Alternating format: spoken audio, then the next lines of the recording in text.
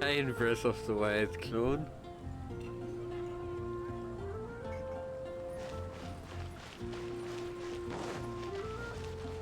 Hab ich überhaupt das richtig eingeschrieben?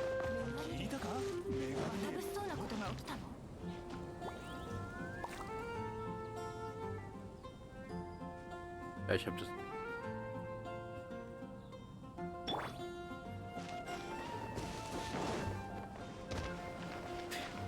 Wow. Fällt mir auch noch mein eigener Item. Super.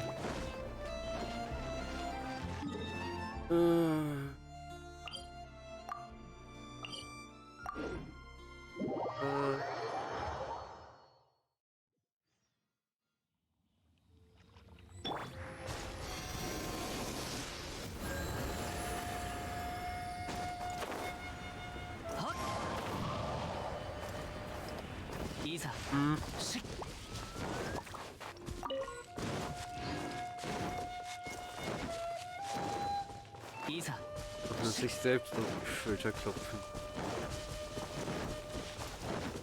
Isa. Yuko.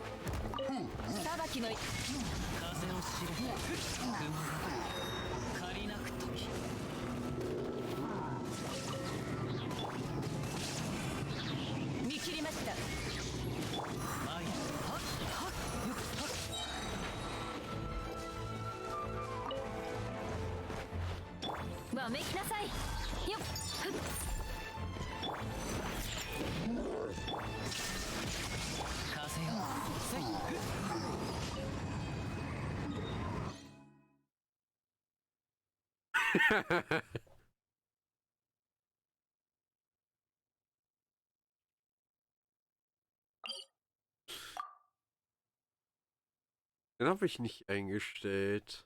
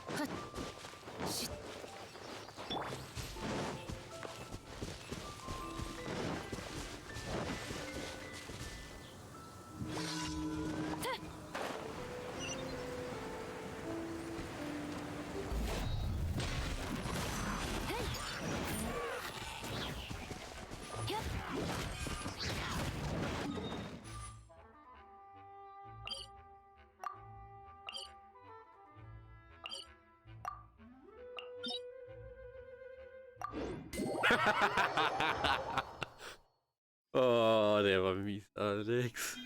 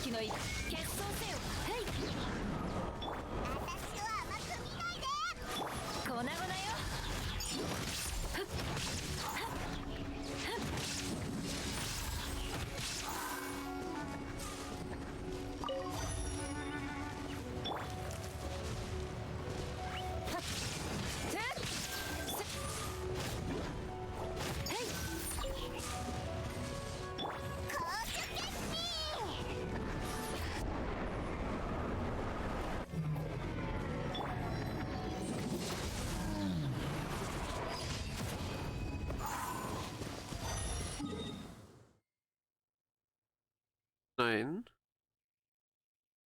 ich habe nur einmal.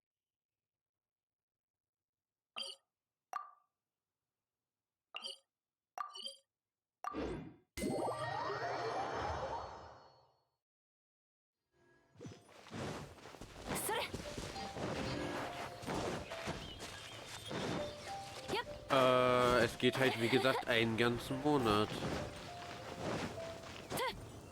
Auch wenn du irgendwie ein paar Tage auslässt, das ist tatsächlich sogar besser als ein...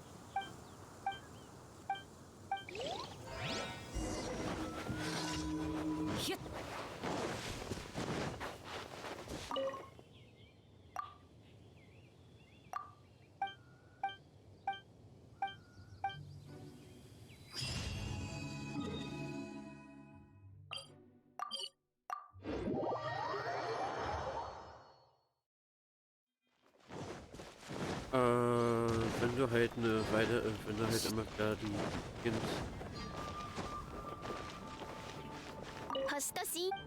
es startet halt immer wieder einen neuen Cycle mit mehreren Kristallen. Sagt, aus meiner Sicht ist die Monster-Karte in Honkai besser als die.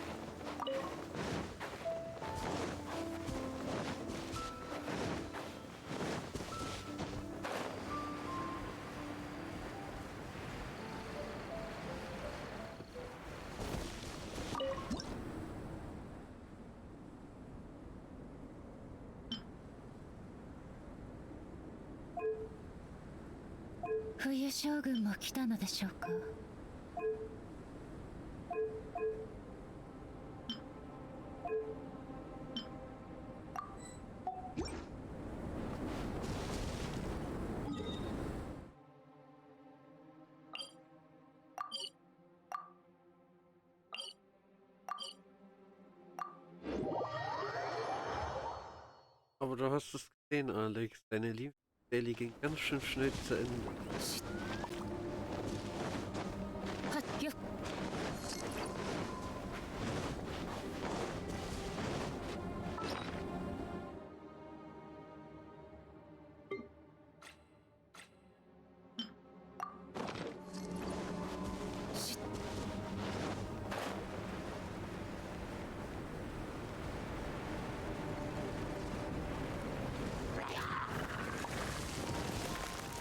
道はあります。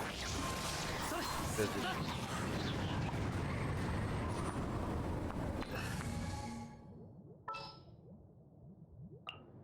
外金はまた別料金だ。これが臨時収入か。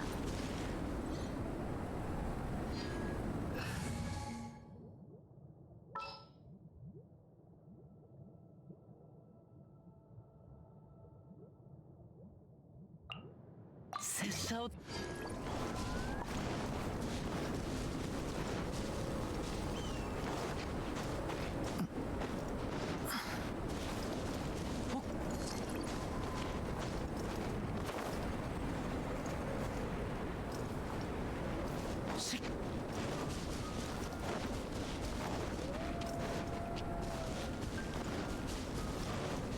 行こう。しいざ。そ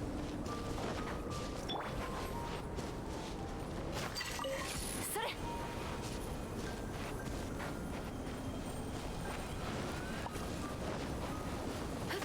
早く。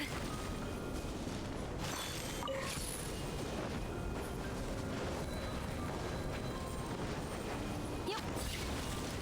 それ。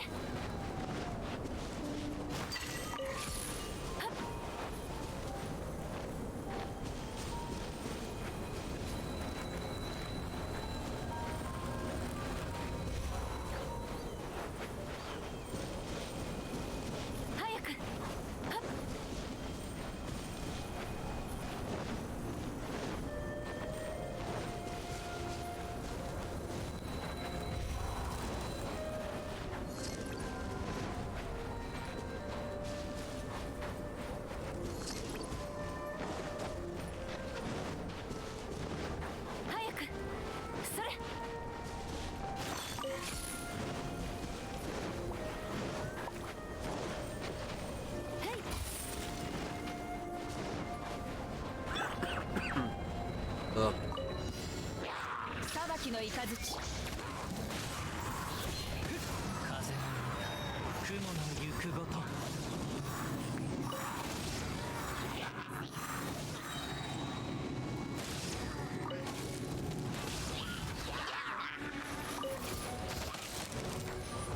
風の行く先を。もみちばを散らまく惜しみ。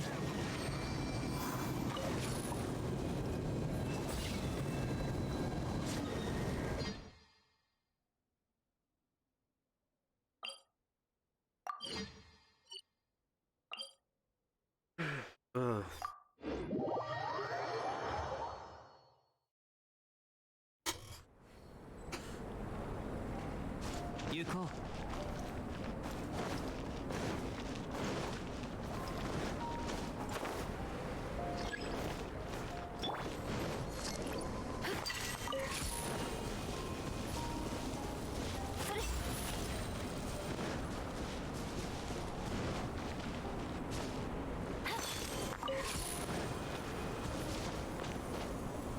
よいしょ。そら。は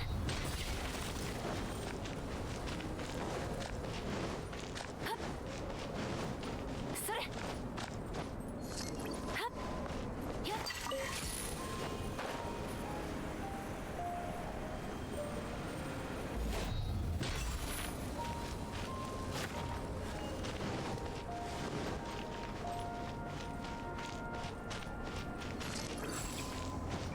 よっと。はっ。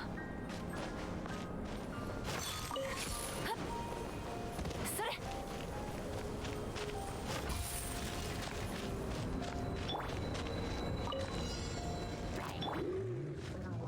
風の赴くままに。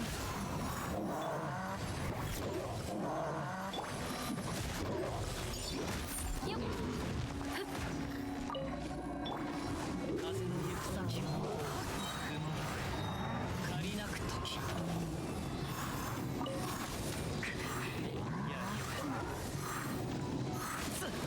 まことにいかんない。逃げ道はありません。決闘せよ。反省しなさい。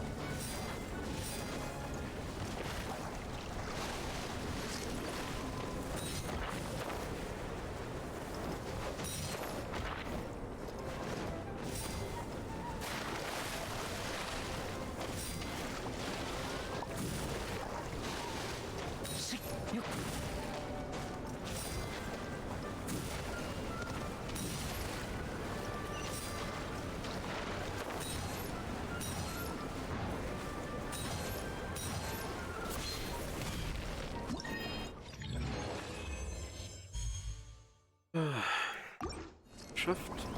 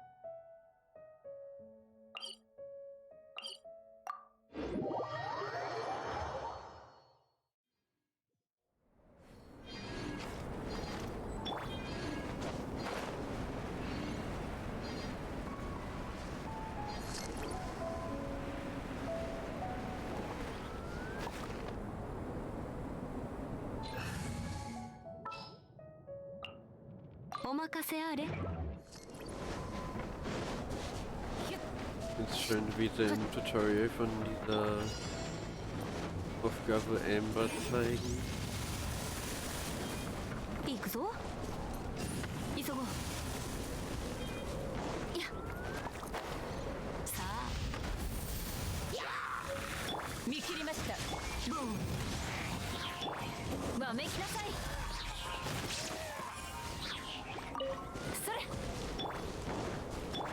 行くぞ。燃えよ。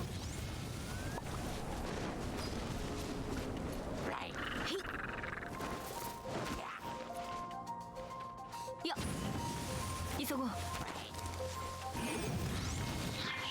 逃げ道はありません。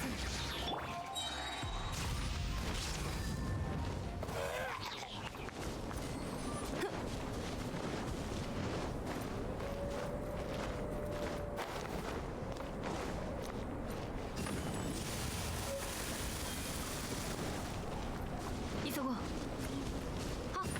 行くぞ。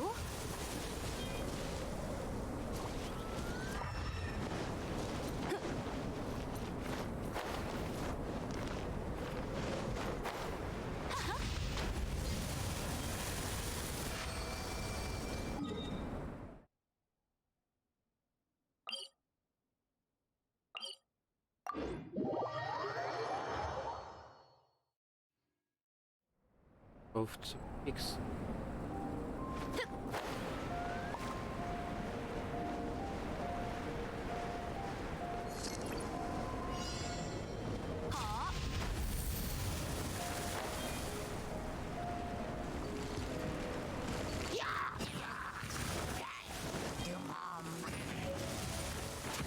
行くぞ。よっ、急ごう。いや、トン。ボン。よっ、いや。は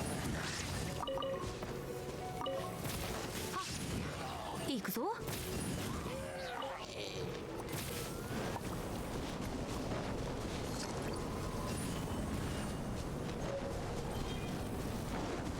っ。トン。はっ。いや、急ごう。トン。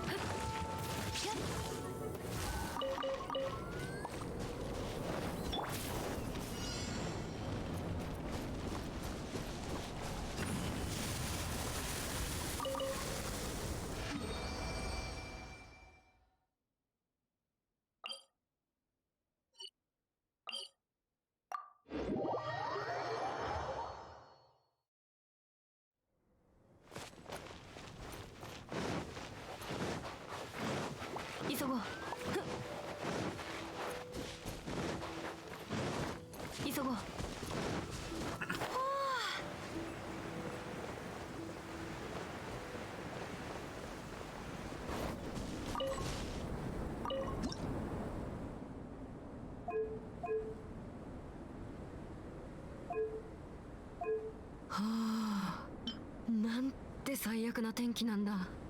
冷えるな。くし。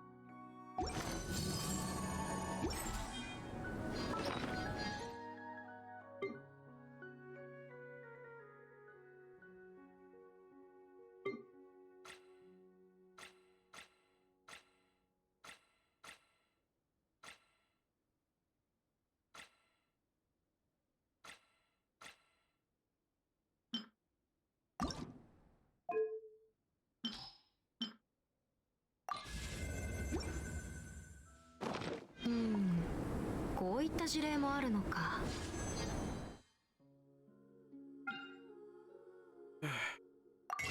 かな。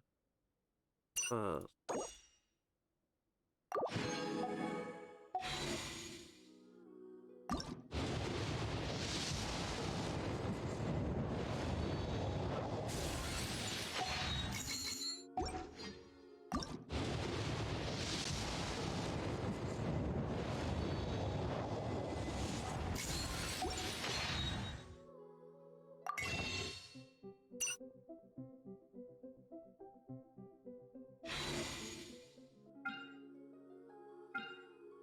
核も世は広大で。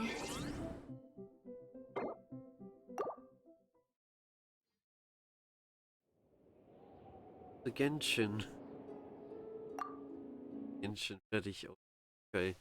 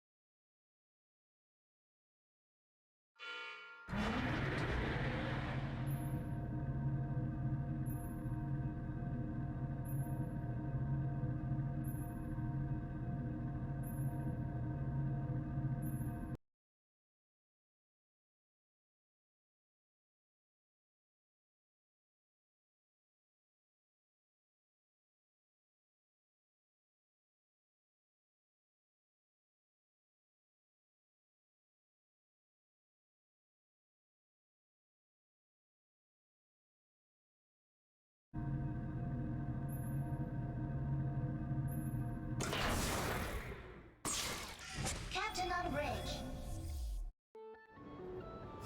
艦長、オープンワールドの冒険依頼は毎週3回受けるチャンスがあるんだよ。忘れないでね。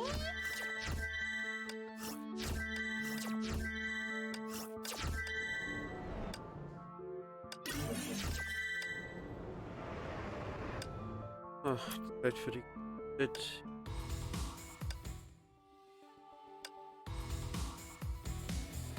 Ah.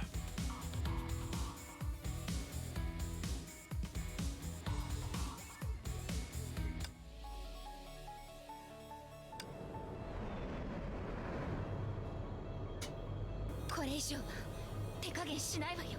私の出番ですか、艦長。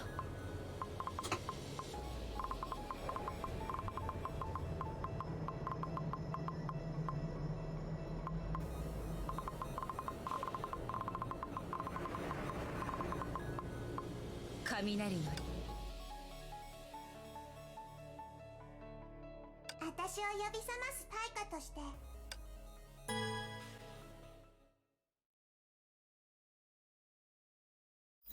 電線雷鳴の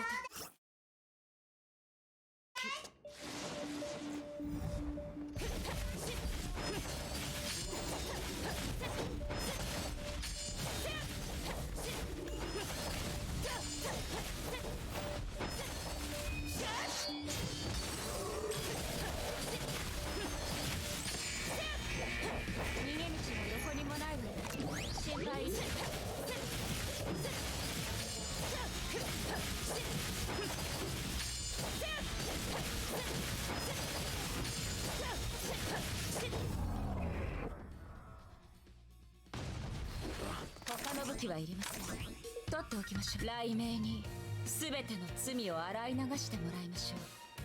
Zeit, diese könnten wir eben kurz durchzuspeaken.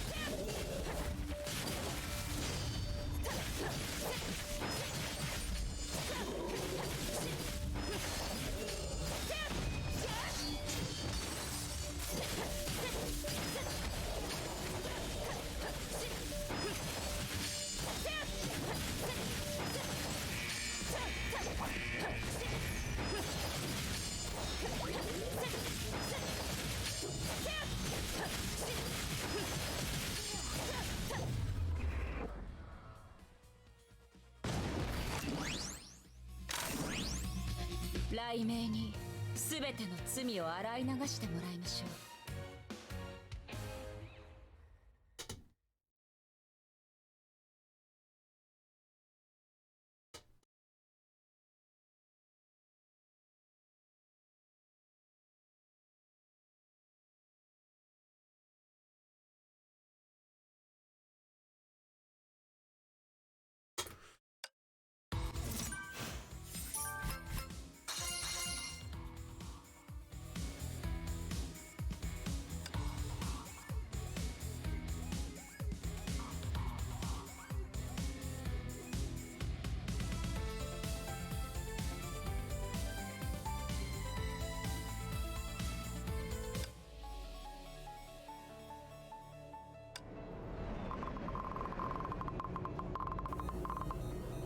命は死によって進化し神聖するの。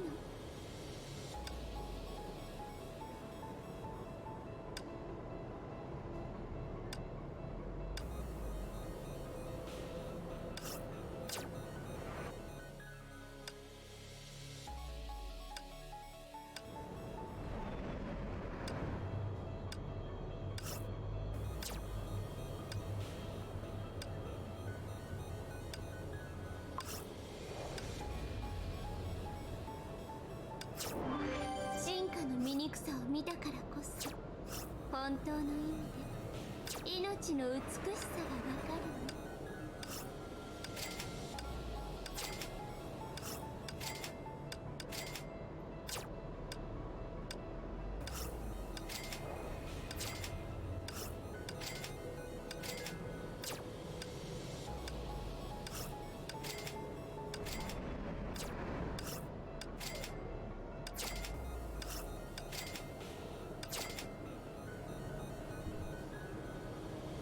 So.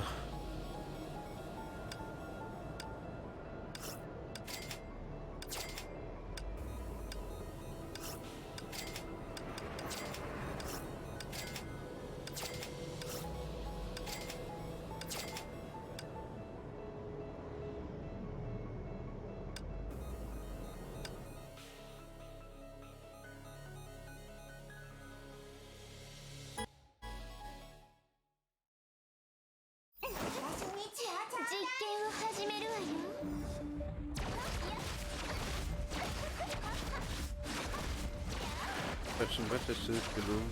Damit.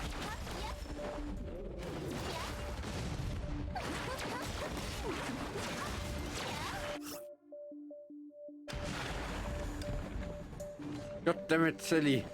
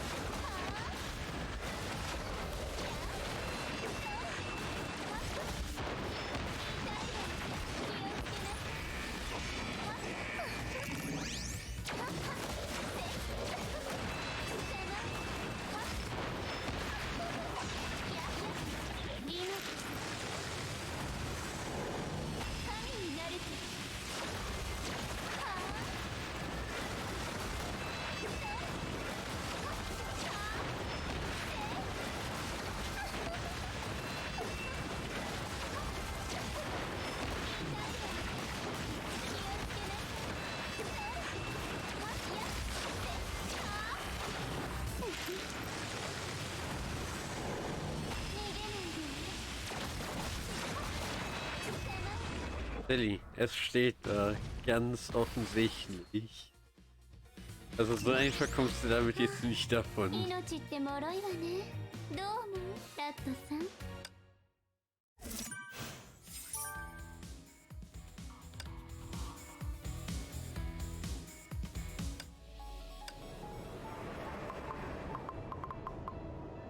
この瞬間 So, nochmal. Noch einen 昼夜が移り richtigen 変わ Charakter. る時こそわらわが動く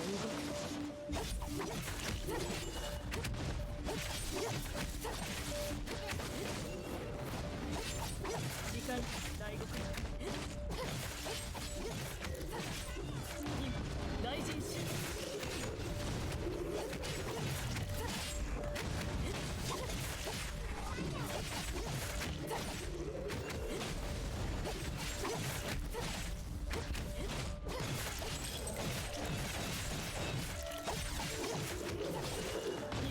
大臣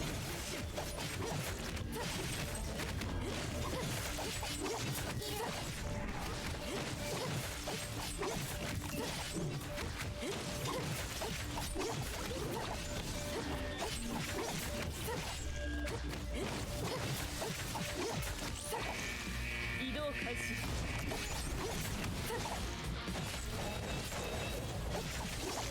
大極丸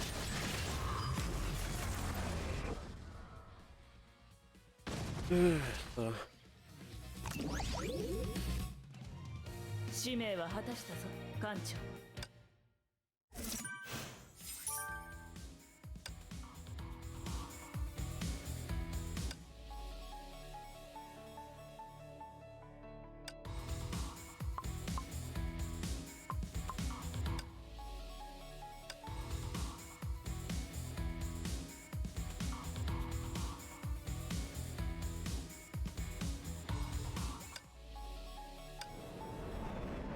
私の力が見たいのか。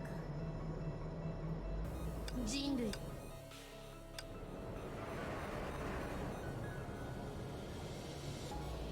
崩壊をこなす。重曹ウサギ。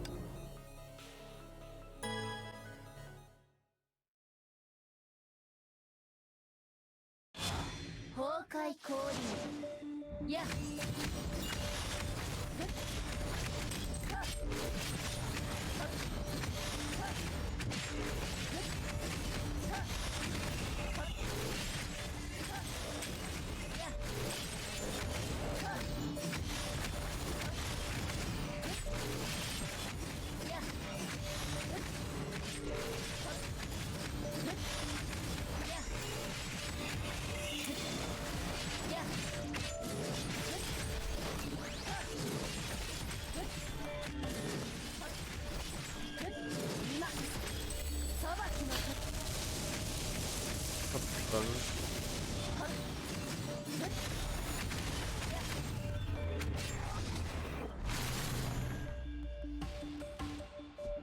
クズではない。勝利は愉快なものね。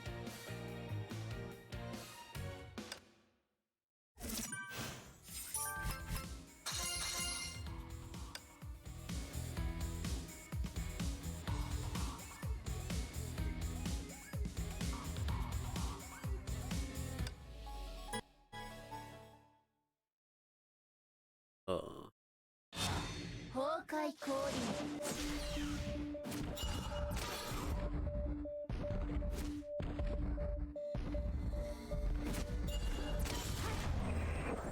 優れろ。私の番。まだまだです。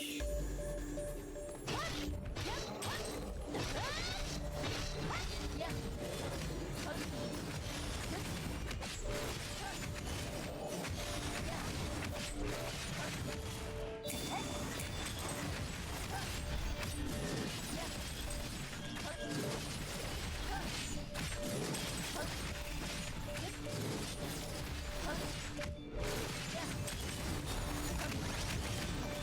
私の番。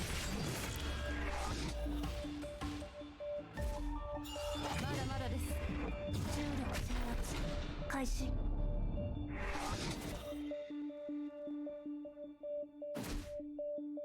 地形を観察中。私の番。潰れろ。今こそ裁きの時。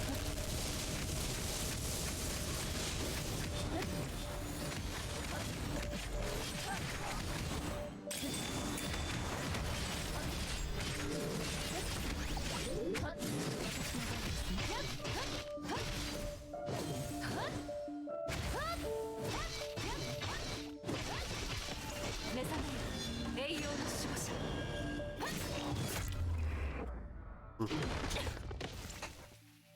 弱者は装備だけに頼ります。どの戦闘も全力で戦います。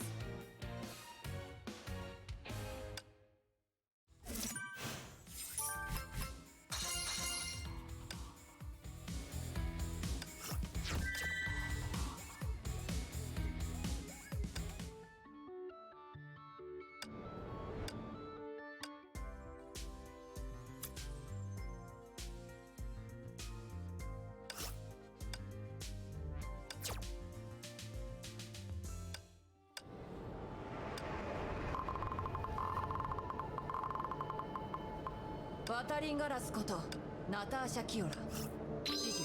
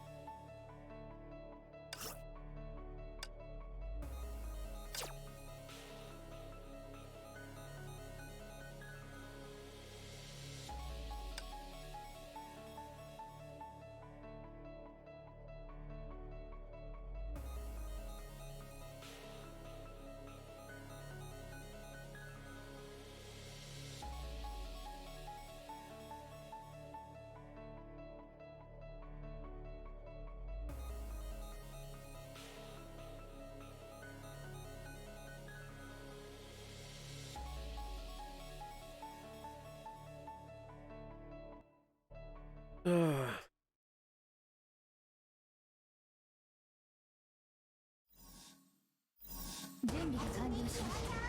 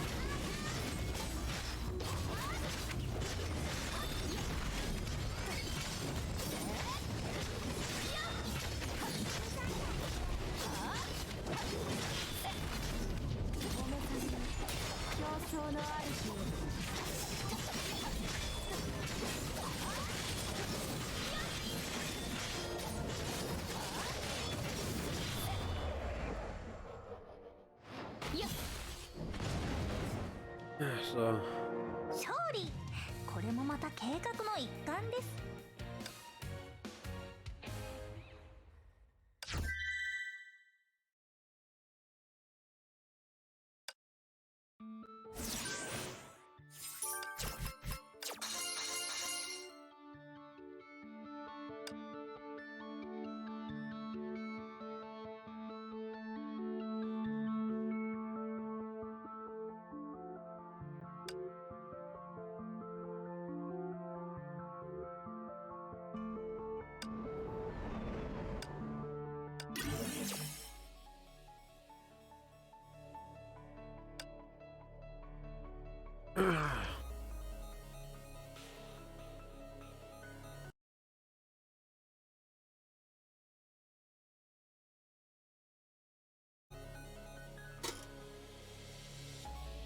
Warte, hab ich warte richtig.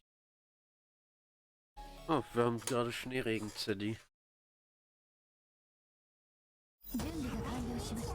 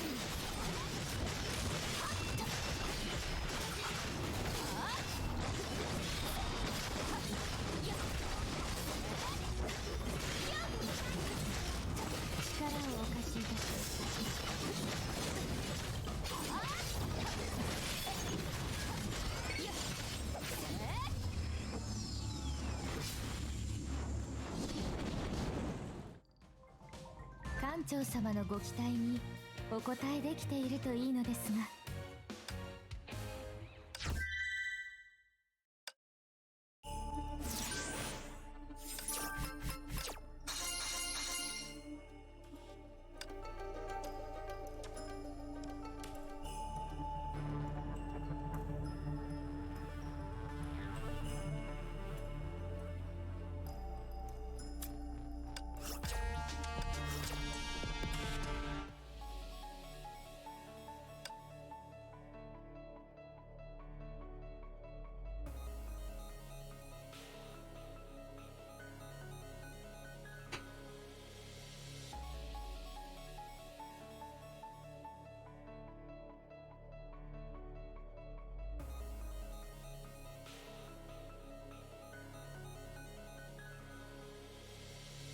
Und du möchtest wahrscheinlich, dass wir die Sache nur mit durchziehen.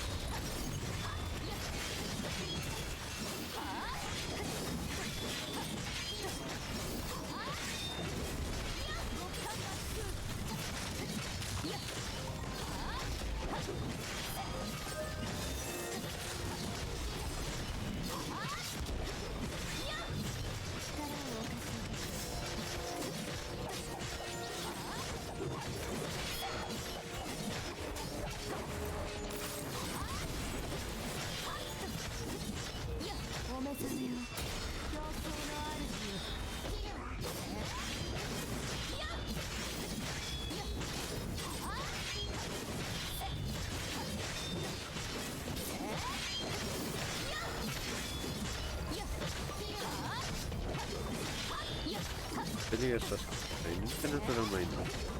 Und das ist.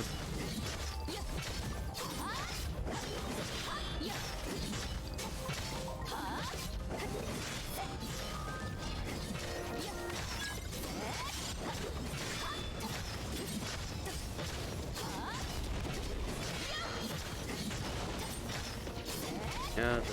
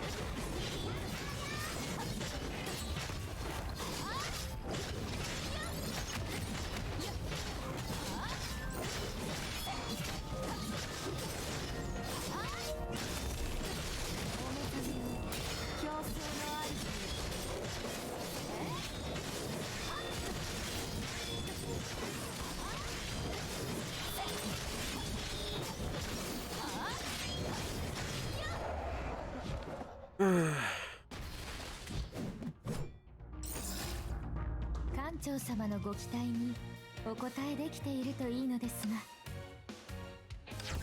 Fix trotzdem.「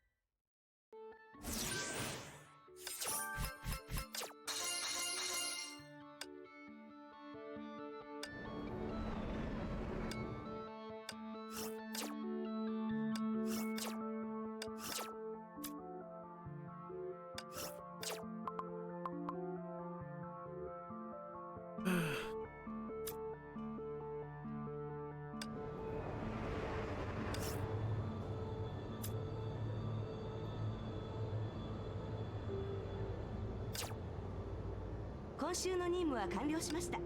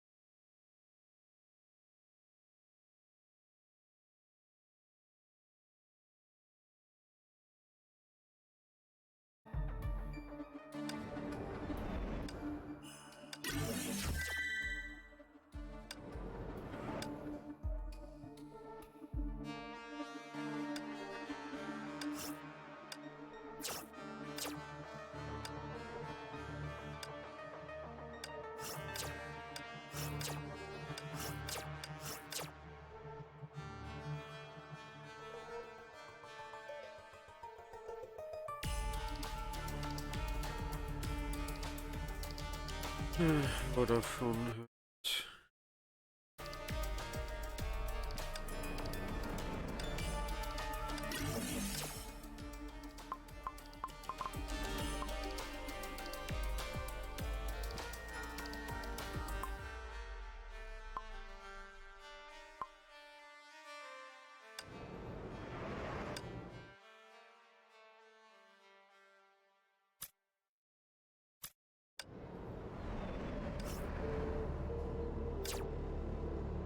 任務を終えたのにここにいるってことは、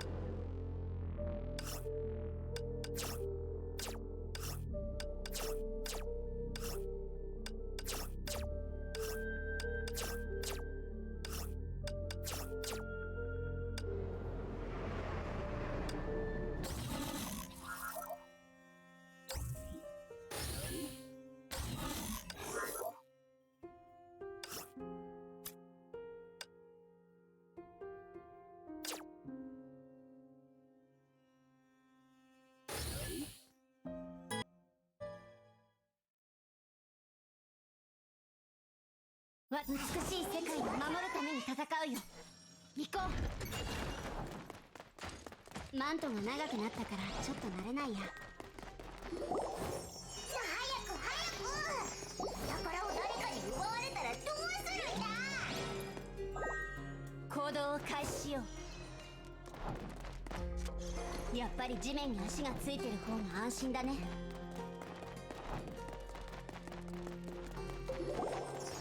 この先に美味しそうなものがある気がする。早く行こうぜ。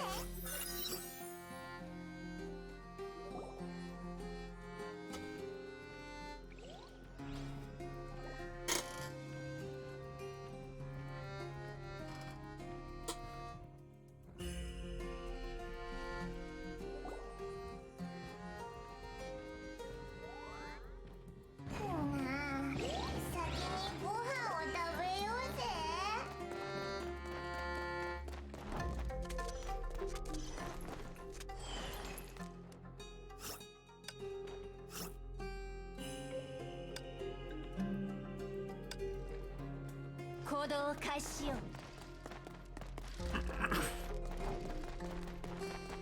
やっぱり地面に足がついてる方が安心だね。この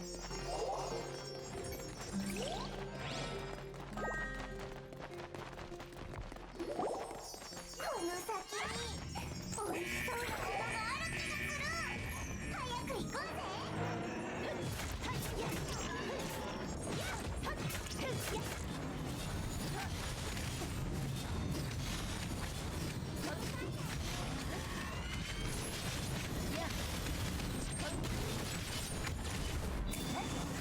今こそ裁きの時。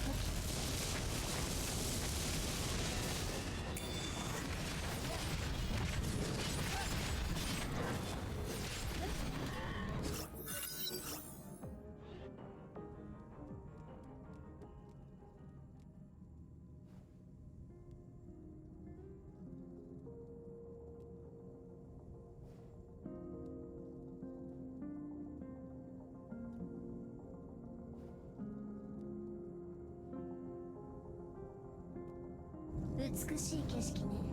墓場にちょうどいい。私の番だね。マントが長くなったからちょっと慣れないや。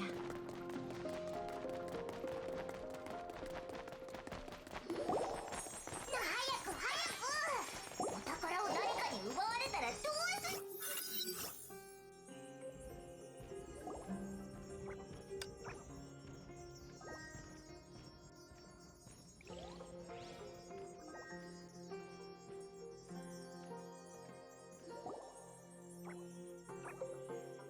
いいものでもあるのか。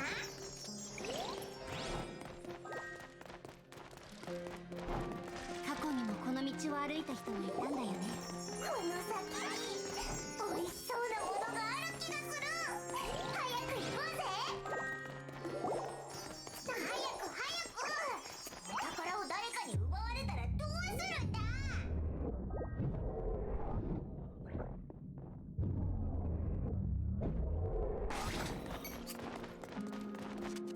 私の番ね。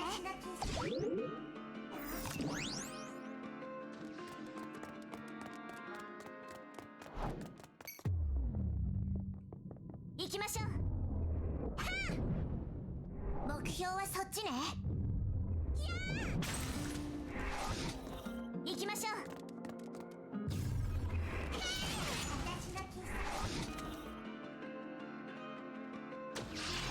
私の番だね。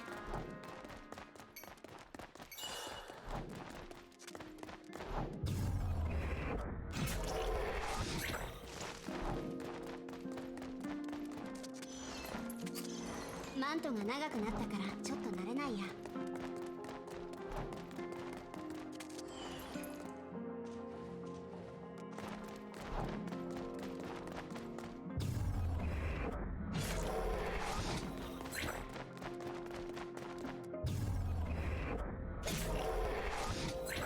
行こう。いつだからみんなに分けて。過去にもこの道を歩いた人がいたんだよね。この先に美味しそうなものがある気がする。早く行こうぜ。早く早く。 Mal gucken, wie viele Mini-Aufgaben es da sind. 20 Stunden warten darf.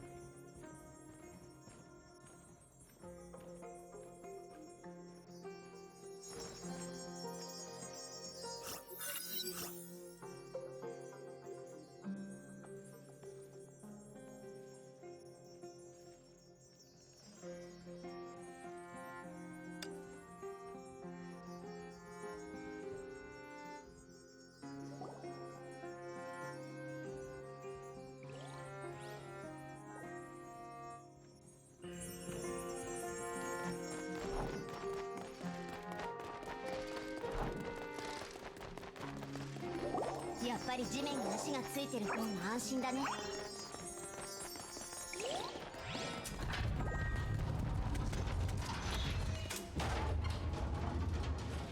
行動を開始しよう。マントが長くなったからちょっと慣れないや。早く早く。お宝を誰かに奪われたらどうするんだ。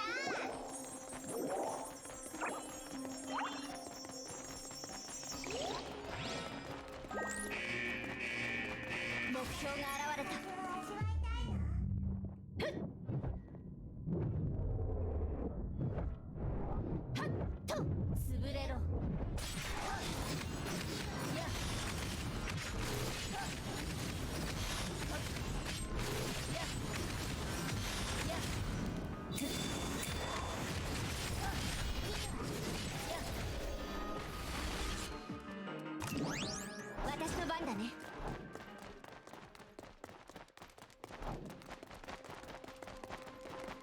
やっぱり地面に足がついてる方が安心だね。早く早く。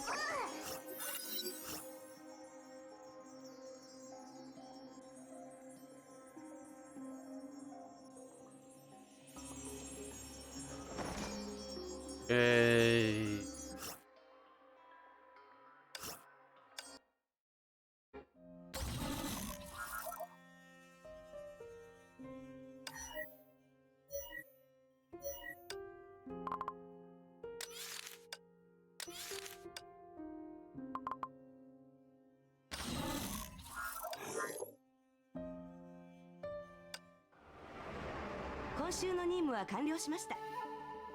続けて修行。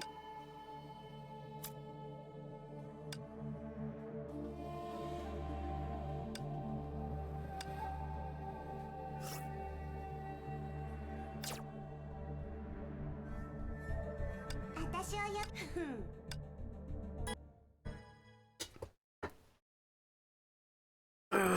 この戦闘は勝たなければいけません。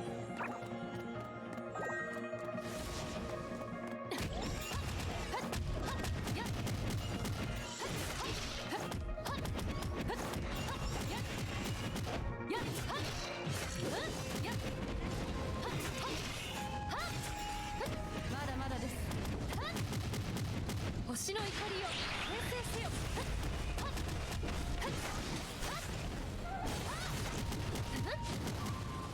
軍勢よ、ここに集まれ。やっやっはっはっやっはっ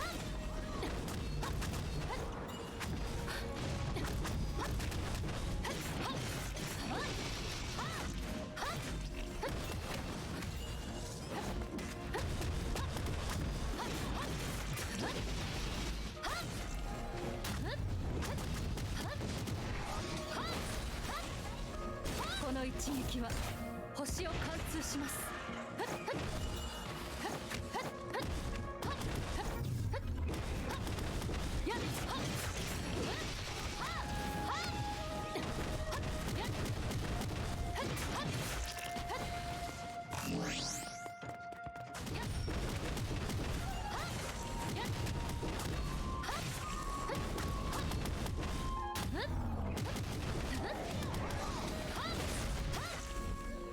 軍勢よ、ここに集まれ。任務クリア。次の場所に行きますよ。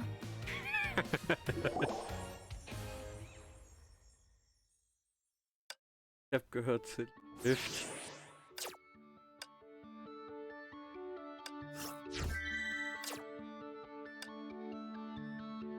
Wird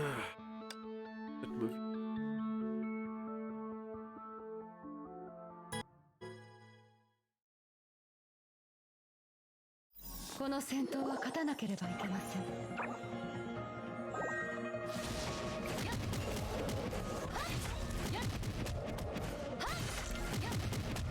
星の怒りを形成せよ。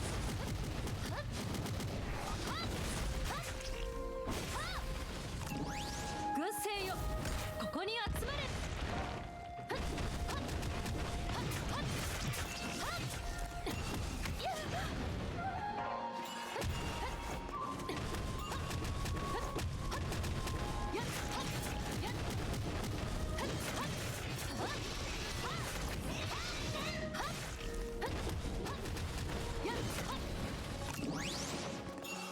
ついてきてください。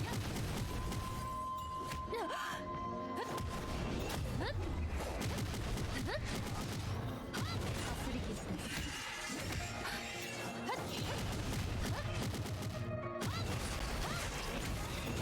この一撃は星を貫通します。も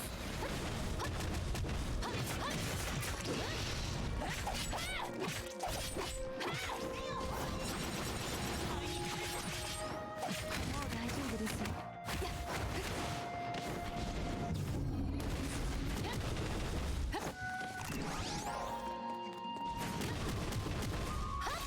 こちらです。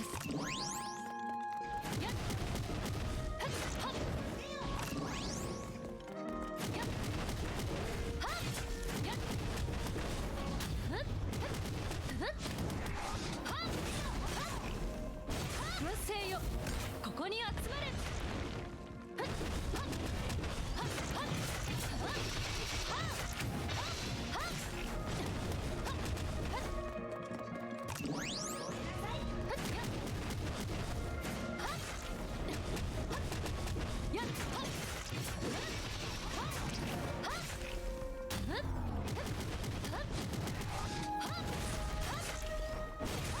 一撃は星を貫通します。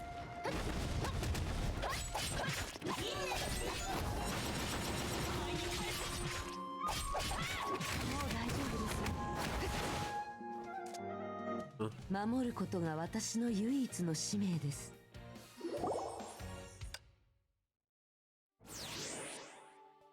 Einen Moment. Möchte Multi, dann kann ich das einfach rein.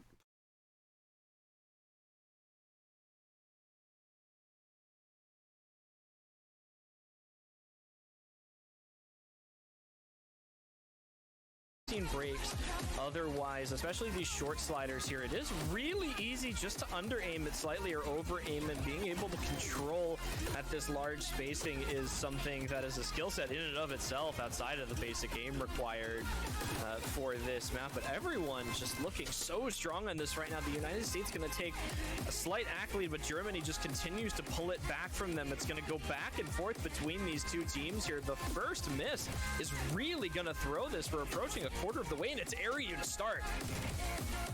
Yep, that is Airyu dropping. Still a four-way intact for Germany. I believe they held a four-way on this yesterday for something like 600 combo, which gets you through this entire first Ki section, and they're looking to do much the same thing again today.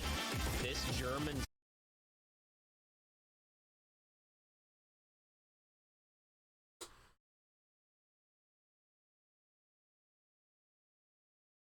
Mit unserem Cyberdeal jetzt extra 4 GB. Geht. Mit LTE 50 jetzt noch schneller surfen? Geht. Einfach ausprobieren geht. Aber festlegen geht gar nicht. Und was geht noch? Probiert, was geht. Mit dem Cyberdeal gibt's jetzt die Kongstar Ornit Flat M mit 25 GB für nur 20 € auf kongstar.de. That Germany was a stronger mechanics team is kind of an understatement right now. Halfway through the map, Kriller, Whitecat, Dustus, the three players who, you know, we mentioned Kriller, candidate for Rookie of the Year, Dustus, candidate for Veteran of the Year, Whitecat, candidate for Player of the Year. All three of them, and I guess they're kind of proving us why we should have just picked them instead right now, because this is absolutely just a stomp. Airyu trying to make something happen for the US right now with his combo, but they need 3 breaks from Germany to even have a chance of getting back into this, and they're past halfway. Yeah, I just don't think this is going to happen for the United States here. It's the German side looking so good. A break from Kriller, but Whitecat and Dust Ice just going off, both over 99.5 hacks, still FCing, 566k apiece at a 500,000 point lead. Of course, we did see a 500,000 point lead on last pick for the United States, but this one feels a little less likely to go back the other way. Germany's aim mechanics just coming out of the gate, guns blazing in this match. This is exactly what they wanted out of their first pick, to just put up a definitive score that is untouchable for the opposing team. What do you even do against this if you're the United States? I mean, Airyu was your highest combo and broke. Everyone else has recovered, but Dust Ice breaks alongside Digital Hypno, which just continues to keep the score line basically right where it is. Okinamo missed once and has FC'd everything since. Likewise with Kriller missing right at that middle pattern here. Whitecat, he just keeps going. There is literally no stopping him. You cannot take aim and expect to win it when this is the score that you are seeing put up against you in this match. Utami is the only one that is even remotely coming close on the United States side to this score right now. And as we come into the final jump of this map, Whitecat FC! What?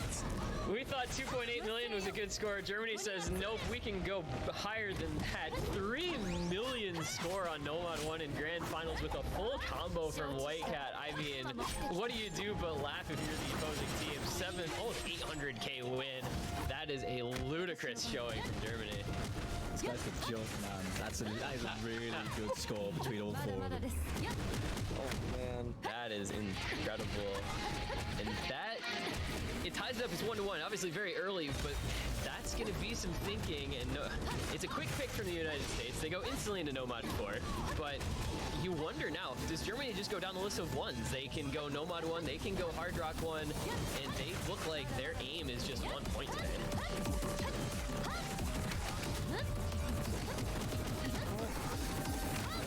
4, a map that the United States has traditionally been fairly comfortable on. They have had it taken away from them a couple of times, though, and again, these Halgo maps generally fairly slider heavy as well, something the United States has struggled with, and they've lost this pick a couple of times now. Germany, however, they're really starting to rely on a couple of single players on the Nomad 4 type maps here. I think that, you know, while less favored to the United States than some of the other hidden picks potentially, or something like Nomad 6, this Nomad 4 pick is, it's a rough go sometimes here. You know, Fiery has generally been a big performer for them on this map, but up until now, there hasn't been anyone else to step up to the plate. But on the German side, I mean, you have Whitecat who can perform on basically anything you want him to. Kriller has been a driving force on maps like this on their team. You know, generally one slider break, maybe one miss on the occasion of maps like this.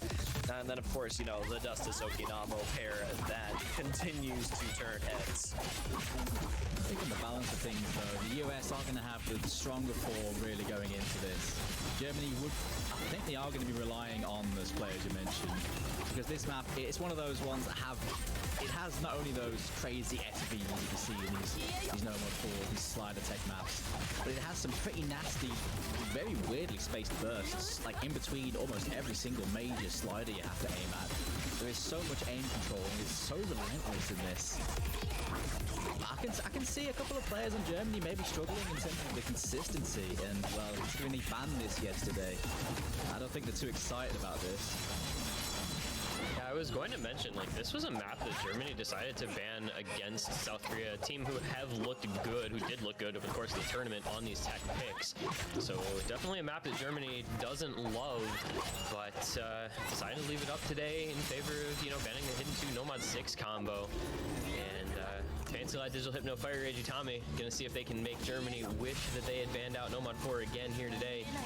As you said, Kriller, Whitecat, Okinamo, Dust Dice have looked good, but not necessarily within their skill set. Interesting to me to see Digital Hypno in for his third straight pick, where he has really not played a lot over the course of this tournament. Going to be watching his screen very closely to see how he fares here in this grand finals. Into the grand finals, here they go, trudging through the Nomad 4 with a traded miss. Now, oh god! Hey. Oh wow! All right, it's Whitecat and Utami. It's just Utami Whitecat. All right then, and there goes Whitecat. Oh, not anymore. And there goes Utami. Okay. Oh, okay. Well, I give up. All right. Yeah. So this map is very hard. Some of the you know, craziest tech map patterns you're ever likely to see. These sliders are very hard. The bursts are very hard, and players not having a great time. But United States starting to stabilize a little bit with Fancy Lad and Digital Hypno both pulling up over 300 combo. Kriller, the closest from Germany, was not at that point. He's about 100 combo, 50 combo behind, depending on the player being compared to. And USA taking a little bit of a lead. Yeah, you know, we mentioned before the map started that the Halgo slider gambit here generally catches quite a few players off guards, and Kriller, Digital Hypno gonna trade out a break there. That's not the miss they wanted to see, but Fancy Lad, Utami, and Digital Hypno finding a triple miss there is gonna give Germany a chance to maybe get back into this a little bit there. Kriller, Fancy Lad trade again, but Dust Ice finds a break.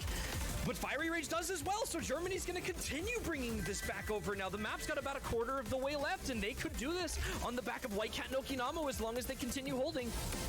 And there goes, unfortunately, Okinamo, but it is Utami versus Whitecat at very similar combos. Utami breaks and Whitecat holds on. Germany can make a run at this. The lead is not that large, and there is a little bit of backing combo being built up for both teams. United States does have the combo advantage. Break from Digital Hypno traded with Okinamo. There goes Fancy Lad as well as Dust Ice. It's just Whitecat and Utami playing head-to-head, and they're going to stay close enough that even if Whitecat outscores, it's not going to be enough to bring this back. Fire Rage, that 400 backing combo for the USA. This is going to be a very tense win for the United States. I don't know how great they're going to feel about only winning that one by 140k. A win is a win. The W is the W on the board. The point goes their way. But a Nomad 4 that Germany banned out yesterday being that close for that much of it, I don't know how comfortable the United States are going to feel, other than maybe taking solace in the fact that the scores on tech maps are typically a little bit lower, and they still got a pretty good showing out of a couple of their players. Yeah, it was just chaos, honestly, just across the board. You saw White Cat and Utami pull something together at the end there. Fiery as well, Okanamo as well. But yeah, I don't think the US are going to be looking at that as a massive win, but I'm sure they'll be happy they got the point though. There's no other tech map that crazy in terms of sliders though. And here is Germany just working their way down the list. It's the Nomad 2 going to be the pick. Pantheon of Forsaken Gods by Brimir, mapped by LMT. This is a very difficult late stage Nomad 2, and of course Germany, known as one of the best stream map teams in the tournament. Gotta think this favors them. Oh, it was so good on this yesterday. Germany was so good on this yesterday. Nearly 3 million.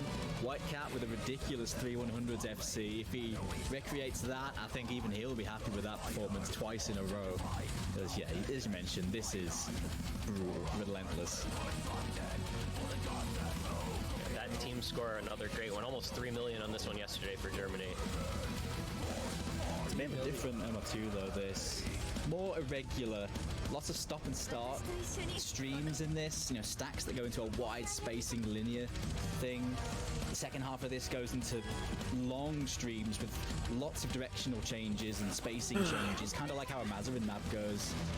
It's not a comfortable Memo 2 this at all.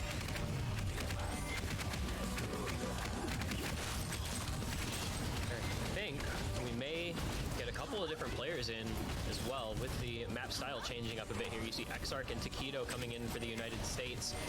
You got Rising coming back in for Germany, so that's going to be an interesting part of this, is how different the rosters are going to be. And of course, this is the very rare occasion where you see United States leaving a Nomad 2 available. The only time they've left Nomad 2 up previously in this tournament was against Hong Kong.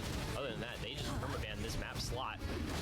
So leaving it up here as maybe a little bit of a gamble, but maybe it's a Nomad 2 they feel comfortable with. Tommy Exarch, you know, both very solid stream players. Fancy Lad has improved his streaming skill, and interestingly, it's Airyu as their fourth, it looks like.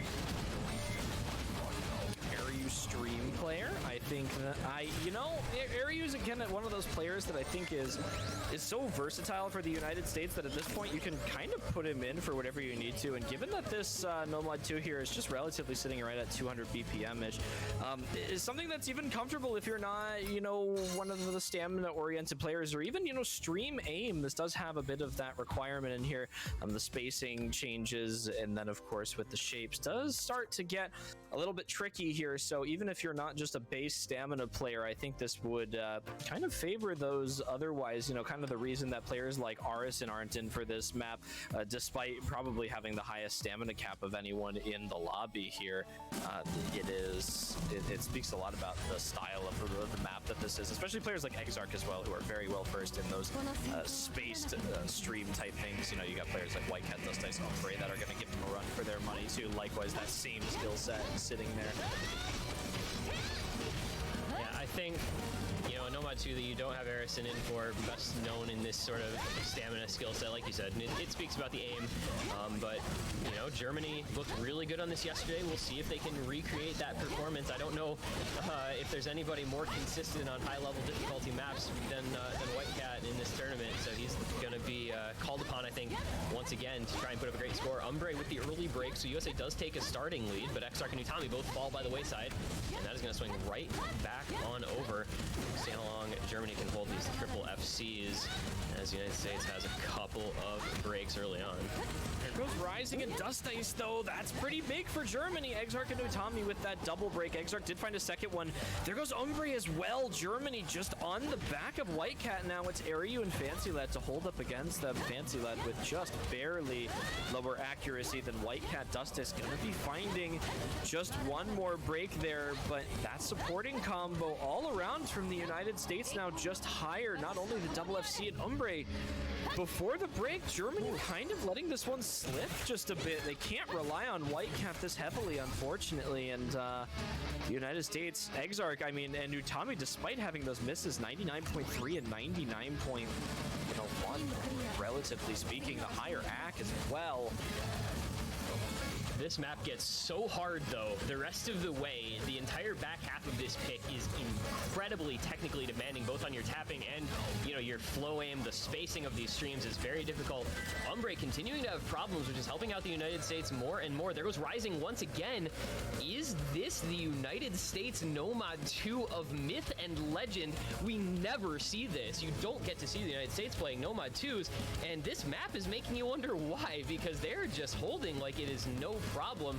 Still a bit of map left to go. You can see from the scores how much combo is in this last quarter. There's still probably, you know, almost 400k score to come. Aryu with that break, but Fancy Lad XR Utami, and there's another break from Dust Ice and Umbre. This is getting out of reach here for Germany if they want to hold on to this point. I mean, Utami does finally find a break, but look at this. It's almost 500,000 score in the favor of the United States. Whitecat, even with an FC, only has about 250,000 score here, and with absolutely no backing combo to speak of. Umbre, Dust Ice keep breaking, Rising just barely with a 500 combo. Now Fancy Lad is holding off, even with the double break from Utami, Exarch, and Aryu Fancy Lad as well. The score lead is just far too great now, in the United States with that four-person performance here, just absolutely tearing up this map. You know, they haven't picked it quite often, especially after losing this map to a team like the United Kingdom earlier in the tournament, you know, a Nomad 2 style. They've certainly made an absolutely massive performance improvement there, but Whitecat, with the only FC on Germany, tried to put the work in. It said he was consistent on these high star rating maps, and we were not disappointed by Whitecat, but the United States tearing up the map, tearing up the script once again, saying, we don't care that Germany's favored on these stamina picks. We're going to take this anyway. And, man, that's going to give them a lot of confidence going forward, surely. I think Germany are going to be they're going to be kicking themselves a bit, because I think that was a pretty strong performance from the three key players, far lower than what they got yesterday. But the US matching them blow for blow, even if, you know, Germany managed to recreate that, would have been pretty close. The US are going to be so happy winning that, though. It's a massive point in this game. Just to look at a comparison real quick, you know, yesterday Germany put up 2.9 million, today USA put up 2.5 million, so that kind of regression toward the mean. We talk about that a lot in sports and esports, and that was unfortunately the fate of Germany. You know, the discussion is had about the USA mental debuff. Teams seem to occasionally play a little worse against the USA for one reason or another, and maybe that was just the case on that Nomad 2, but still plenty of match left. It's by no means over as we trend back into a more awkward gimmicky pick with the United States going 3-mod 2 here. This is a crazy KTG-ster map. This map is something else. It's one of my favorites of the whole pool, not just because I'm a low AR player, but it's just such a cool idea for a tournament map. KTG-ster once again giving us another old map special, I guess. Crazy linear aim on this. Circle size 5, AR 8.5. But even though it's not AR8, this on hidden is just death. The linear patterns in this have these little spacing changes and little accelerations and decelerations that make it an absolute nightmare to snap to on low approach rate. Even for the harder players, small circle size on these wide linear aim patterns are really nasty. So regardless of the mod you pick, there's no free easy ticket on this. It's one of the harder maps in the pool in my opinion. We've seen some good scores on this weekend. Yeah, yesterday, you know, we saw in the show match, right, VOD putting up a heck of a score, but in the match, South Korea versus Germany, you saw Flying Tuna putting up a 650k on Nomad, Whitecat putting up a 660k on Nomad. Germany did end up with 1.9 million as the score there, so that's probably the target for USA, about 200 or 2 million or so as a minimum. But I'm very interested to see what we end up with for mods. I think yesterday was Hollow Watcher, Hard Rock, and Kriller on hidden for Germany, with the other two on Nomad. And they're changing that roster up a little bit. You have Okinamo coming in today in place of Umbre, so probably maybe we see Okinamo going to hidden, or just an Okinamo Nomad. Meanwhile, USA, Utami hidden, Digital Hypno. I think that's a little bit of a tank mod on Hard Rock for Digital Hypno, with Aryu, their low AR small circle specialist on Nomad, and Fancy Lad joining him. Guaranteeing the combo, I imagine. Aryu and Fancy on Nomad low AR isn't going to be much of a problem. Okinamo Nomad is interesting though, because he very rarely takes off that hidden, but he can fill in on that pretty well as well. Pretty solid reading on him. I'm a little interested as well to see this roster from the United States not including Takedo, because he is a hidden specialist and very good at low approach rate. So USA opting into a little different roster where they have Utami on Nomad and Utami on hidden instead of, you know, maybe Takedo hidden Utami as a Nomad player. And a couple early breaks here. Utami having some trouble. Okinawa and Kriller likewise. And Digital Hypno as well as Airyu. These are just breaks all over the place. Fancy Lad having a good time, but Hallow and Whitecat keeping the advantage in favor of Germany here in the early goings. A little bit of a break from Hallow Watcher there, so he's going to lose that big advantage for Germany, but they are going to hold it on the back of Whitecat here. Digital Hypno going to find another break. Utami seems to have gotten through kind of the linear miss-aims at the beginning of the map here. I think, you know, putting him in over someone like Takedo. Takedo, while a very mechanically skilled hidden player, does maybe potentially fall shorter than Utami on some of the gimmick-type maps, but Utami not having the best of times right now, continues missing on all of these linear patterns. However, Germany with a three-way break, and Airyu and Fancy Let both holding the combo there is going to be big for them. They're going to start to claw some of this lead back, but with Utami and Digital Hypno continuing to break, it's very much putting a hold on that run back here. Whitecat matching Fancy Lad. Germany needs to see a break from Airyu relatively soon if they want to keep holding this down, but he doesn't miss. Hallow Watcher and Okinawa finding a traded break, but it's just not coming back. The United States doesn't have enough score. There's going to be, I think, time, but Whitecat as the lone combo in Germany is still keeping them 100k in the lead, but they're having some difficulty. Fortunately for Germany, United States, Utami and Digital Hypno not able to get anything going. Fancy Lad and Airyu holding on to an FC and a big combo. It's coming back slowly but surely into the last moments. It's going to be coming down to the very last few seconds. Will it swing over? Is there enough time? There is not, and it's a break point by 14,000 points for Germany. I'm a Fancy Lad, by the way, holding an SS. I did not want to mention it. I did not want to say anything about it like a pitcher throwing a perfect game, but it is just not enough as Whitecat matches with a 1x100 Nomad FC. Unfortunately for the United States, Utami and Digital Hypno just struggling too much to be carried on that pick, and that's a break point right back. Dude, goodness. Can we just talk about these FCs? Whitecat and Fancy Lad 100 to an SS. It's ridiculous. I mean, this map isn't crazy to act, but it's the aim, man. That's insane. Even on linear. With the mouse, too, that is just linear mouse aim at its finest there. The United States, man, Fancy Lad doing all he could. Likewise with Whitecat, they're doing everything, the most they could, but the Utami Digital Hypno combo just doing too much damage for the United States there, despite all three German players besides Whitecat finding breaks for the entire duration of that map. There was just no backing combos for both sides there, coming right down to the end. And now back into Germany's pick. They're still in this trading back and forth. The United States and Germany no going back here right now. They have the break point to show for themselves that they're going to make this a potential tie game on this one again. Yep, and I want to just mention the accuracy, I think, ended up being the difference on that while we look at, you know, kind of figuring out how the USA didn't win that despite an FC and that massive score from Airyu. 96 AC on Digital Hypno, 95 AC on Utami versus 99s on both Whitecat and Kriller, 98s on Hallow Watcher and Okinawa. Like, that's just the difference maker on a map like that right there. But I think we're just throwing the script out the window, right? USA winning Nomad 2 and Germany winning Fremod 2. That's so backwards.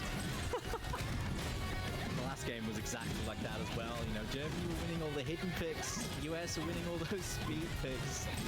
Round 2, let's go. And Ronnie Hard Rock won.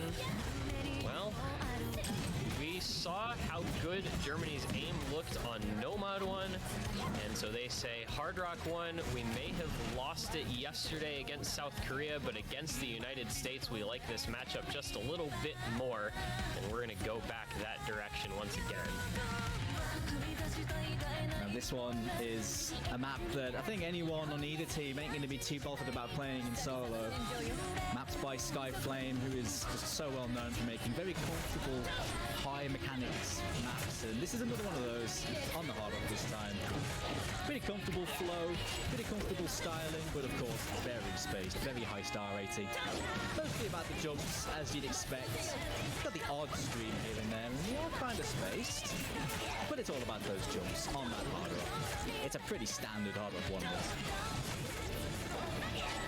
That's kind of what you expect, I think, out of Skyflame. It's just standard. And, I mean, I feel like, you know, I said Nomad 2 was favored for Germany, and it feels like Hard Rock 1 is also favored for Germany, but this one, I think, based on how the USA's aim looked on Nomad 1, I think maybe a little bit more secure for them. Never say never, though. Never do that, really. I feel like a lot of these players would rather play something on AR10, though, even if that Nomad 1 is kind of high AR. I don't know, I feel like most teams tend to gravitate towards you know, the super high approach rate aim maps just because of that reading. A bit more comfort is very important, even if, you know, certainly a little bit smaller. I don't know, I feel like see Hard Rock 1 more than Nomad 1. Yeah, yeah, I can agree with that. We definitely have trended that direction a little bit more. We'll see if it works out. If the higher approach rate, you know, even if only by 0.2, that slightly higher approach rate, slightly smaller circles, end up working out for Germany, trying to tie things up 3-3. Whitecat, Dust Ice, Kriller, and Hallow Watcher. Once again, same four-man roster as they brought out yesterday. Fiery Rage, Digital Hypno, Tommy Ariu. Digital Hypno, by the way, is he at 100% participation so far through now 6 maps? Because that's pretty, or no, all but 1, because he's not playing Nomad 2. More maps than you expect to see out of him normally, so definitely put in the work this week and is ready to go for this match. He kind of slipped under the radar for a couple of weeks there. He wasn't playing quite as much, wasn't, you know, filled or used for quite some time for a couple of weeks there, and he's finally getting back into the swing of things here. Of course, a very skilled player and an asset to the team, especially on these aim-based picks here. And I think, you know, you mentioned maybe that slightly smaller circle size playing into why he is on the roster for this map here. Likewise, even with someone, you know, like Utami, generally has not been a strong Hard Rock player for the United States in previous tournaments, and has started to kind of come into his own on these Hard Rock aim picks here. But both of these teams with exceptional lineups. We talked about Hallow Watcher in the awards showcase as well, a very, very high skilled Hard Rock player, whether or not it's these aim picks or something more technically intensive. He is a big player for them. He's found a couple of 1 misses in previous weeks here, but we'll see how long they hold. It's going to be Fiery Rage for the US to give it to Germany in the quarter-way mark of the map here. They're going to hold these combos. Yeah, we've talked, I think, in the past about the kind of binary nature of aim maps like this one. You know, you get to those big difficulty spike jump patterns, and there's you either hit them or you miss them. You know, I know that sounds very simplistic, but on aim versus something like a tech map, you know, where it's a slider instead of a big jump pattern, it's just a very different feeling. And Fire Rage so far the only one to succumb to that difficulty. That's going to give Germany a little bit of an early lead, and still looking like their aim is just on point so far in this map with a 4-way full combo against now just 2 FCs for USA as Digital Hypno and Fire Rage both find a couple breaks. It's going to be a tough ask for USA once again to come back. Germany on these aim mechanics looking so good. Finally, their first break comes from Hallow Watcher. There it is. A little bit of a light at the end of the tunnel for the United States, but with Fiery Rage continuing to find some under aims there, and with Utami finding a big break right as we say that, that is actually going to close that gap that the United States had to bring some score back there. And there goes Ariu, Hallow Watcher, Digital Hypno, and Utami on the same pattern. It's Whitecat and Dust Ice. Whitecat's got 1 or 2 100s. At this point, I'm not even surprised anymore. He is just absolutely insane. Dust Ice looks like he's going to be pushing 99% accuracy by the end of the map if he's able to maintain on the streams as well.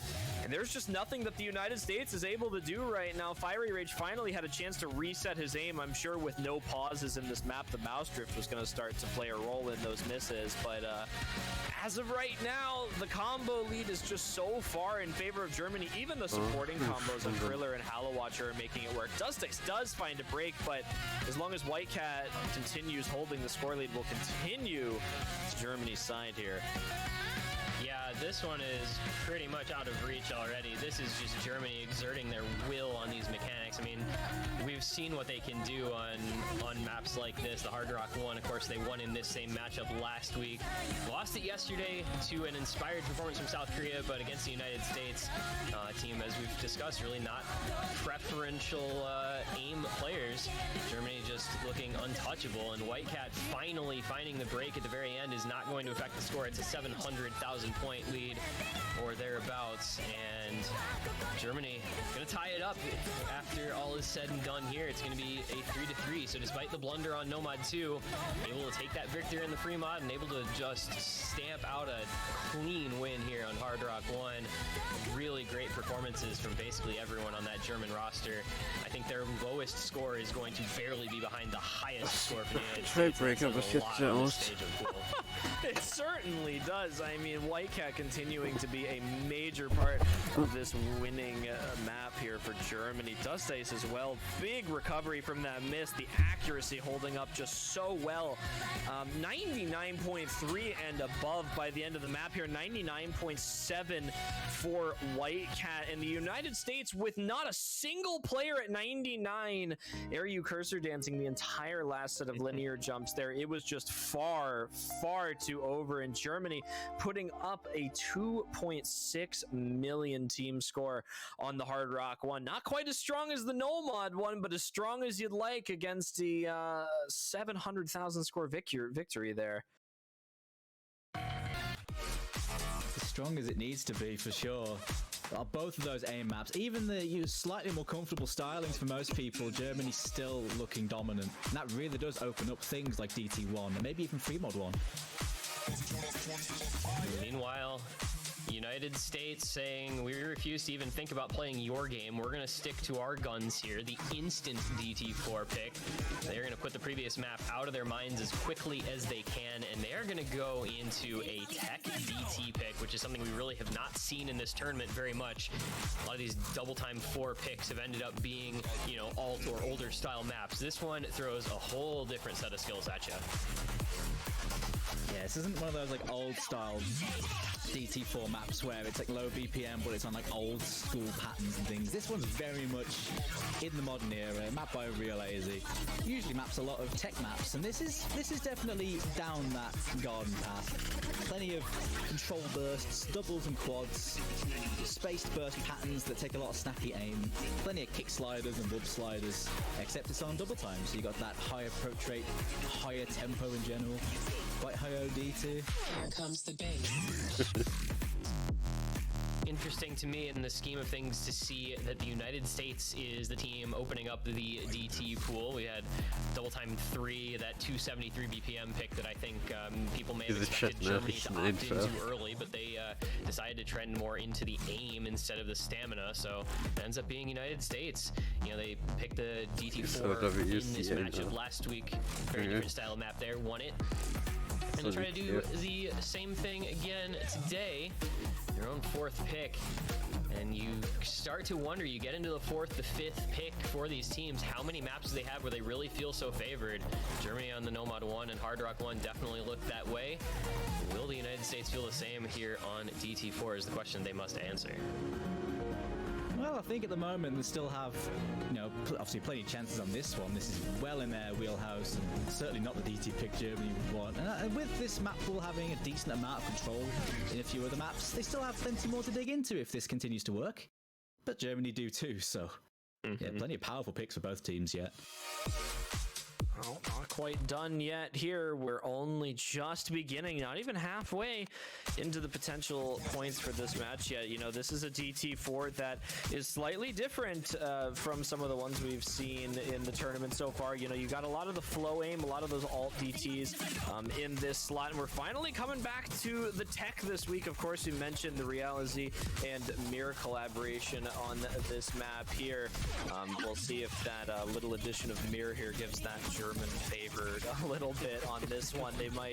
They're going to be looking for it here because the United States has been an absolutely unstoppable force on DT4s, even against some of the strongest teams here. So this is a pick I think that they are very confident in. But German roster right now making it work. Dust Ice just with a very early break alongside Fancy Lad. They're going to be keeping it pretty even between the two. The hack lead for the United States doing more, but that break from Dust Ice is going to start to work in the favor of the US. Utami rising trade. Yeah, USA is going to be okay with that trade. It's still 2 FCs and 1 giant combo against just the 2 FCs from Kriller and Whitecat. Kriller keeping up the 99% AC FC. This is why he's on the team, is for kind of oddball stuff like this. Fancy Lad with the break, Taquito with the break as well. It's now Germany swinging that advantage back in their favor in that combo. 150k down, but that score is going to come on back if Kriller and Whitecat continue to hold. Rising with another break, but his score is kind of irrelevant at this point in the grand scheme of things because it's all going to be on to those 2 full combo players. How long can Kriller and Whitecat hold? Will it be enough to bring this score gap back? Whitecat FCs almost feel like a no-brainer at this point because of how well he's playing in this match, but it is Kriller who has the superior accuracy and is keeping on to the. There's a break from Fiery Rage. Ooh, Germany is just in the driver's seat on this pick now. There's nothing that the U.S. can do. I feel like this is the same thing as, you know, we've seen before, where the United States just has the combo breaks and there's nothing to go up against this. And Kriller and Whitecat right now are potentially going to do something absolutely outstanding on a grand finals DT4. There's nothing the U.S. can do. This is just going to keep going. It's just sending it, and the score lead is growing, and Whitecat and Kriller have not missed yet. We're coming into the last couple seconds of the map, and at risk of jinxing anything, there is no break into the ending, and there it is, a double FC. Yeah, a double FC on a grand finals pool, as you do. Kriller and Whitecat just showing off, and Germany, that is 3 points in a row. 2-1 and a break point down, all of a sudden 4-3 and a break point up, just like that. You saw how, you know, when US won that No Mod 2 earlier, that was a big point for them. This is a massive point for Germany. It's a strong pick for the US, but Kriller and Whitecat had other ideas. You got to shout out Kriller coming into the squad this year, and that was a massive performance on the grand final stage. Absolutely. Just, you know, like I've been saying, he comes in and you see why he's on this team this year so quickly, and it is performances like that helping lead Germany to break points just like that one. And now things are going to start to look a little dicey for the United States here in this first set. Germany up 4-3. If they can win their next pick here, it's 5-3. The United States would be definitely on the back foot. So Germany gonna look for whatever their strongest pick is, because this is gonna feel like a big point in the match, whether it goes out to that break point consolidation for Germany. They can get some more amazing performances out of Whitecat, out of Kriller, and they'll be in a pretty good spot here in the first set. Oh yeah, so sure, we've got to mention Keto and Fancy during that as well, because they were holding 99 by the end. You know, one missed 99 from Fancy, the 99.3 slide break into Keto. That's ridiculous hack for that map. Just insane. Yeah.